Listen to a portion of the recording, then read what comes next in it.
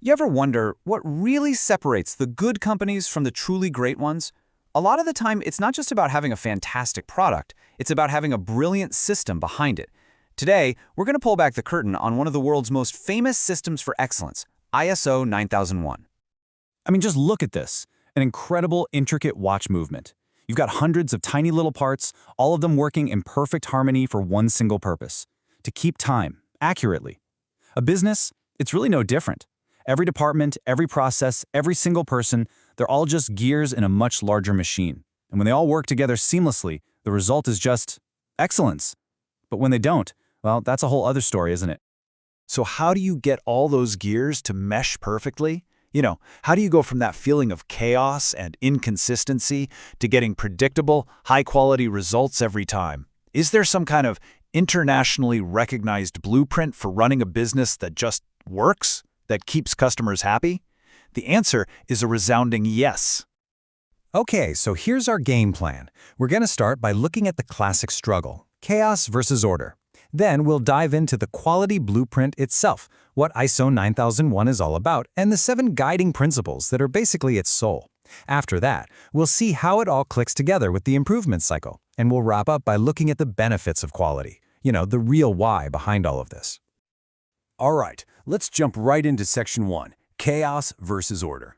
Before we can really appreciate the solution, we've got to understand the problem that pretty much every growing organization runs into, that desperate need for a system. The solution has a name. It's called a Quality Management System, or QMS for short. The best way to think about it is like a rule book for how your organization consistently achieves quality. And ISO 9001? Well, that's the international standard that gives you the requirements for writing that rule book. It's not about what your product is. It's a strategic blueprint for your processes. And that leads us perfectly into our second section, the quality blueprint. So now that we know a QMS is the answer, let's take a closer look at what ISO 9001, the blueprint itself, is actually trying to do. So at its heart, ISO 9001 is really aiming for 4 main things. It's all about consistency, making sure you can deliver for your customers and meet legal requirements, not just once, but every single time. It's about boosting customer satisfaction by making your whole system more effective. It's about building a really solid foundation for growth. And finally, it's about being able to prove it, to show the world you actually do what you say you do. Now, behind all the clauses and the requirements, there's a real philosophy, kind of like a mindset. The entire standard is built on 7 quality management principles. And if you can get these, you really get the spirit of ISO 9001. First, and honestly the most important one, is customer focus. Everything, and I mean everything, in the system points to one goal: understanding, meeting, and trying to exceed what your customers expect. If you don't have this, nothing else really matters. Second is leadership. You see, a quality system isn't something you can just delegate and forget about. The leaders at the very top have to create a sense of unified purpose and direction. They have to build an environment where everyone feels empowered to chip in on quality. Third, the engagement of people. A system is only ever as good as the people who are running it, right? Quality really happens when everyone in the organization is competent, empowered, and fully engaged in creating value for that customer. The fourth principle is the process approach, and this one is a really crucial shift in thinking. Instead of seeing your business as a bunch of separate departments, you start to see it as a system of interconnected processes. When you manage the processes, you start getting predictable, consistent results. It's a game changer. Fifth is a constant, relentless focus on improvement. A successful organization is never just standing still. It's always on the lookout for ways to get better, reacting to changes both inside and out, and actively looking for new opportunities to be excellent. Number 6 is all about evidence-based decision-making. This basically means moving away from just guesswork and gut feelings. In an ISO 9001 system, your decisions are way more likely to get you the results you want because they're based on analyzing real data and information. And the 7th and final principle is relationship management. Because let's face it, no business is an island. For any kind of long-term success, you have to manage your relationships with everyone involved: suppliers, partners, regulators, because how they perform directly impacts you. So, we've got the philosophy down, but how does this all work in the real world?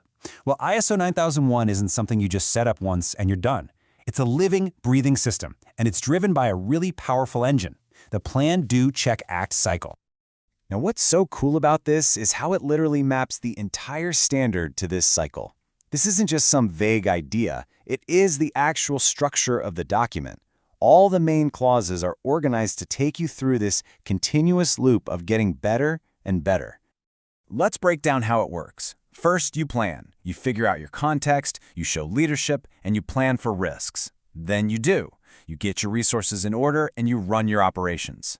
Next, you check. You evaluate how you're doing. You do audits, you review the results. And finally, you act. You take action to improve, fixing what's wrong and pushing the whole system forward. Then the cycle starts all over again, getting stronger each time.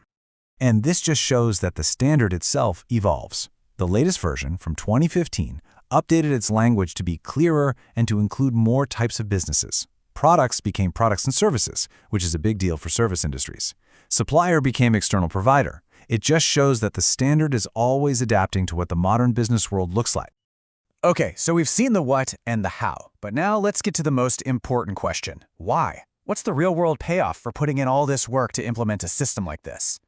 While the benefits are very real, the standard itself points out that implementation leads to improved overall performance and happier customers. It forces you to be disciplined about risk, which helps prevent bad stuff from happening. And really, at the end of the day, it just leads to more consistency and a more effective, efficient organization. Which brings us right back to where we started. ISO 9001. It's the system that helps turn that complex collection of people and processes and resources into a finely tuned machine. It's a masterpiece of coordination, where every single part works in harmony to consistently deliver excellence. So the final thought I want to leave you with is this. A quality management system is so much more than just a certificate you hang on the wall. It's a commitment to a way of thinking, a way of operating. And it makes me wonder, whether we're talking about a whole company or just your own personal projects, what kind of system could you build to bring more consistency, quality, and excellence to your work?